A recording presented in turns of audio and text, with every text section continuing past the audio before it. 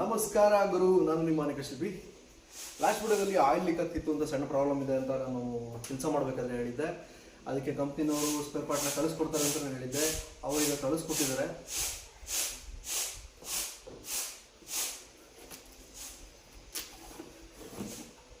ಹಳೆ ಮಾಡಲ್ ಅಂದರೆ ಸ್ಟಾರ್ಟಿಂಗಲ್ಲಿ ಇದೇ ಮಾಡಲಲ್ಲಿ ಇದು ಸ್ಟಾರ್ಟಿಂಗಲ್ಲಿ ತೊಗೊಂಡಾಗ ಜಸ್ಟ್ ಆಯಿಲ್ ಕ್ಯಾಪ್ ಒಂದಿರ್ತಿತ್ತು, ಬ್ರೀತರ್ ಇರ್ತಿರಲಿಲ್ಲ.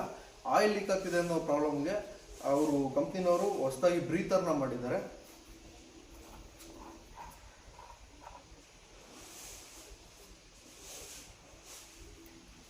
ನೀವು ಸ್ಟಾರ್ಟಿಂಗಲ್ಲಿ ಈ ಮಾಡಲ್ ತೊಗೊಂಡಿದ್ರೆ TVS 250 ಏನಿದೆ ಈ ಮಾಡಲ್ ತೊಗೊಂಡಿದ್ರೆ TVS 500 ಸ್ಟಾರ್ಟಿಂಗಲ್ಲಿ ತೊಗೊಂಡಿದ್ರೆ ಇದ್ರದ್ದು ನಿಮಗೆ ಪ್ರಾಬ್ಲಮ್ ಅಂತಂದರೆ ಆಯಿಲ್ ಸ್ವಲ್ಪ ಲೀಕ್ ಆಗುತ್ತೆ. ಓವರ್ ಹೀಟ್ ಆದಾಗ, ಅಂದರೆ ಕೆಲಸ ಮಾಡಬೇಕಾದ್ರೆ ಆಯಿಲ್ ಹೀಟ್ ಆದಾಗ ನಿಮಗೆ ಈಚೆಗಡೆ ಆಯಿಲ್ ಲೀಕ್ ಆಗುತ್ತೆ.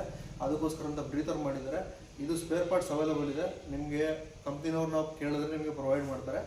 ನೀವು ಇದನ್ನು ಡೈರೆಕ್ಟಾಗಿ ಅಪ್ಲೈ ಮಾಡ್ಕೊಬೋದು. ನಿಮ್ಗೆ ಇದರಿಂದ ಈ ಪ್ರಾಬ್ಲಮ್ ಸಾಲ್ವ್ ಆಗುತ್ತೆ. ಇದು ಓಲ್ಡ್ ಆಯಿಲ್ ಕ್ಯಾಪ್ ಪ್ರೊವೈಡ್ ಮಾಡಿದೆ. ಇದು ರಿಮೂವ್ ಮಾಡ್ಕೊಳ್ಳಿ.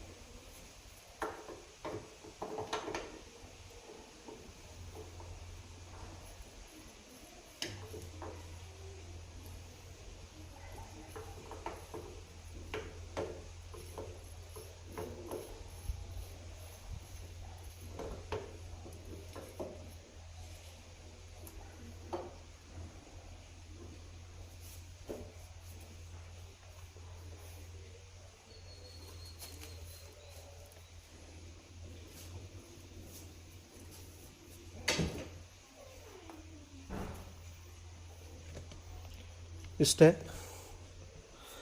ಜಸ್ಟ್ ಕ್ಯಾಪ್ ಇತ್ತು, ಈ ಲೆವೆಲ್ಗಿತ್ತು. ಅವಾಗೇನಾಗ್ತಾಯಿತ್ತು ಅಂದ್ರೆ ಆಯಿಲ್ ಯೂಸ್ ಮಾಡ್ತಾ ಹೀಟ್ ಆದಾಗ ಆಯಿಲ್ ಲೀಕಿಂಗ್ ಆಗ್ತಾಯಿತ್ತು. ಈಗ ಆ ಪ್ರಾಬ್ಲಮ್ನ ರೆಕ್ಟಿಫೈ ಮಾಡೋದಕ್ಕೆ ಇದು ಬ್ರೀತರ್ ಕ್ಯಾಪು ನಾನು ಹೇಳಿದ್ದೆ ಇನ್ನೂ ಹೈಟ್ ಬರುತ್ತೆ ಅಂತ. ಜಸ್ಟ್ ಅದನ್ನು ಇಲ್ಲಿ ಥ್ರೆಡ್ ಇರುತ್ತೆ ಆಲ್ರೆಡಿ, ಅದಕ್ಕೆ ಫಿಕ್ಸ್ ಮಾಡಿಕೊಂಡ್ರೆ ನಮಗೆ ಈ ಪ್ರಾಬ್ಲಮ್ ಸಾಲ್ವ್ ಆಗುತ್ತೆ ಅಂತ ಹೇಳಿದರೆ. ವರ್ಕ್ ಮಾಡಬೇಕಾದ್ರೆ ಈ ಪ್ರಾಬ್ಲಮ್ 100% ಸಾಲ್ವ್ ಆಗಿದೆಯಾ ಇಲ್ವಾ ಅಂತ ನಾನು ನಿಮಗೆ ತಿಳಿಸ್ತೀನಿ. ನೆಕ್ಸ್ಟ್ ಇಲ್ಲಿ ನಮಗೆ ಇದು ಟಚ್ ಆಗಿ ಈ ಪೈಪ್ ಸ್ವಲ್ಪ ಸ್ಕಿನ್ನೆಲ್ಲ ಔಟ್ ಆಗ್ತಿತ್ತು. ಅದಕ್ಕೆ ಇದಕ್ಕೆ ಒಂದು ಪ್ಲಾಸ್ಟಿಕ್ ಅಲ್ಲ ಫೈಬರ್ದು ಸ್ಲೀವ್ ಅಂತ ಬರುತ್ತೆ, ಆ ಸ್ಲೀವ್ ಹಾಕಿದ್ದೀನಿ. ಇದು ಹಾಕೋದ್ರಿಂದ ಸ್ವಲ್ಪ ರೆಸಿಸ್ಟೆನ್ಸ್ ಇರುತ್ತೆ, ಸ್ವಲ್ಪ ಸ್ಟ್ರೆಂತ್ ಆಗುತ್ತೆ ಪೈಪು ಅಂತ ಅಂದ್ಕೊಂಡಿದ್ದೀನಿ. ನೆಕ್ಸ್ಟ್ ಎಲ್ಲ ಕಿತ್ತೋಗೋದೆಲ್ಲ ಕಡಿಮೆ ಆಗುತ್ತೆ. ನೆಕ್ಸ್ಟ್ ರೆಗ್ಯುಲರ್ ಸರ್ವಿಸಿಗೆ ಬಂದರೆ ಇದರಲ್ಲಿ ಬೇರೆ ಇನ್ನೇನು ಇರೋದಿಲ್ಲ, ಎಲ್ಲ ಕಡೆ ಗ್ರೀಸ್ ಹೊಡ್ಕೊಬೇಕು.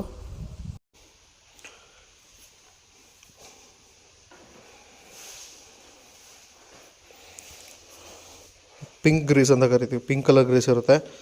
ಇದು ಸ್ವಲ್ಪ ಕಾಸ್ಟ್ಲಿ ಬೀಳುತ್ತೆ. ಆದರೆ ನೀವು ಮೇಂಟೆನೆನ್ಸ್ ಮಾಡಬೇಕಾದ್ರೆ ಇದನ್ನು ನೋಡೋಕೆ ಹೋಗಬೇಡಿ. ಮಾಮೂಲಿ ಗ್ರೀಸ್ಗಿಂತ ಈ ಗ್ರೀಸ್ ಚೆನ್ನಾಗಿರುತ್ತೆ. ಎಲ್ಲೆಲ್ಲಿ ಗ್ರೀಸ್ ಅಪ್ಲೈ ಮಾಡಬೇಕು ಅಂತ ಗ್ರೀಸ್ ಸಿಂಪಲ್ಗಳು ಇರ್ತವೆ. 1 2 3, ಇಲ್ಲಿ ಕೆಳಗಡೆ ಒಂದಿದೆ 4,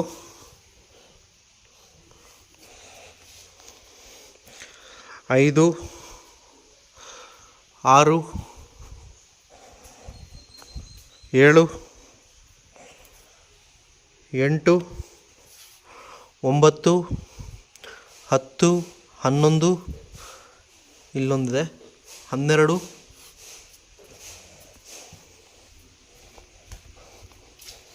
ಇಲ್ಲೊಂದು ಮರ್ತುಬಿಟ್ಟಿದ್ದೀನಿ 13, 14, 15, 16 ಪ್ಲಸ್ ಇಲ್ಲೊಂದಿದೆ 17. ಇಷ್ಟು ಕಡೆ ರೆಗ್ಯುಲರಾಗಿ ಗ್ರೀಸ್ ಮಾಡ್ತಾಯಿರಿ. ಇಲ್ಲೆಲ್ಲ ಒಂದು 10 ಅವರ್ 15 ಅವರ್ ನೀವು ಹೊಡೆದ್ಮೇಲೆ ಗ್ರೀಸ್ ಮಾಡೋದು ರೆಕಮೆಂಡೆಡು. ಇಲ್ಲಿ 3 ಇಯರ್ಸಿಗೆ ಒನ್ ಟೈಮು 3 ಗಂಟೆ ಯೂಸ್ ಮಾಡಿದ್ರಿ ಅಂತಂದರೆ ಗ್ರೀಸಿಂಗ್ ಅಂತಂತಾರೆ. ನಾನು ದಿನ ಬೆಳಗ್ಗೆ ಅಕಸ್ಮಾತ್ ಹೆವಿ ವರ್ಕ್ ಇತ್ತು ಅಂತಂದರೆ ಎಲ್ಲ ಕಡೆನೂ ಗ್ರೀಸ್ ಮಾಡ್ಕೊತೀನಿ. ಇಲ್ಲ ಸಣ್ಣ ಪುಟ್ಟ ಕೆಲಸ ಇತ್ತಂದರೆ ಫ್ರಂಟ್ ಬಕೆಟ್ ಏನಿದೆ ಆ ಫ್ರಂಟ್ ಬಕೆಟಿಗೆ ರೆಗ್ಯುಲರ್ ಗ್ರೀಸಿಂಗ್ ಬೇಕೇ ಬೇಕು. ನೆಕ್ಸ್ಟ್ ಇಲ್ಲಿ ಇಷ್ಟು ಕಡೆ ಗ್ರೀಸಿಂಗ್ ನೀವು ರೆಗ್ಯುಲರಾಗಿ ಮಾಡಬೇಕು. ಇಲ್ಲಿಗೆ ನೀವು ಒಂದು ರೆಗ್ಯುಲರಾಗಿ ಯೂಸ್ ಮಾಡ್ತೀರಾ ಅಂತಂದರೆ 2 to 3 ಡೇಸ್, 3 ದಿವಸಕ್ಕೆ ಒಂದು ಸತಿ, 4 ದಿವಸಕ್ಕೆ ಒಂದು ಸತಿ, ಇಲ್ಲ ವಾರಕ್ಕೆ ಒಂದು ಸತಿ ನೀವು ಗ್ರೀಸಿಂಗ್ ಮಾಡ್ಕೊಂಡ್ರೆ, ರೆಗ್ಯುಲರಾಗಿ ಯೂಸ್ ಮಾಡ್ದಲೇ ಅಪರೂಪಕ್ಕೆ ಯೂಸ್ ಮಾಡೋದಾದರೆ ನೀವು ವಾರ 15 ದಿವಸ ಆದಮೇಲೆ ಒಂದೊಂದು ಸತಿ ಗ್ರೀಸಿಂಗ್ ಮಾಡ್ಕೊಳ್ಳಿ. ಇದರಲ್ಲಿ ಬೇರೆ ಇನ್ನೇನು ಮೇಂಟೆನೆನ್ಸ್ ಅನ್ನೋದು ಜಾಸ್ತಿ ಬರೋದಿಲ್ಲ. ಈಗ ನಿಮಗೆ ಗ್ರೀಸಿಂಗ್ ಆಗಿರ್ಬೋದು ಮತ್ತು ಆಯಿಲ್ ಚೆಕ್ ಮಾಡ್ತಾ ಇರಬೇಕು. ಈ ಆಯಿಲ್ ಲೀಕಿಂಗ್ ಪ್ರಾಬ್ಲಮಿಂದ ಸುಮಾರು 1 ಲೀಟ್ರ್ವರೆಗೂ ಆಯಿಲ್ ಹೋಗಿತ್ತು. ಈಗ ಇದು ಬ್ರೀತರ್ ಬಂದಿದೆ, ಬ್ರೀತರ್ ಬಂದಮೇಲೆ ಆಯಿಲ್ ಲೀಕಿಂಗ್ ಇರಲ್ಲ ಅಂತ ಅಂದ್ಕೊತೀನಿ. ನೋಡೋಣ, ಈಗ ವರ್ಕ್ ಮಾಡ್ತಾ ನಾನು ನಿಮ್ಗೆ ಅಕಸ್ಮಾತ್ ಆಯಿಲ್ ಲೀಕ್ ಆಯಿತು ಅಂತಾರೆ ನೆಕ್ಸ್ಟ್ ವೀಡಿಯೋದಲ್ಲಿ ಅದನ್ನು ತಿಳಿಸ್ಕೊಡ್ತೀನಿ.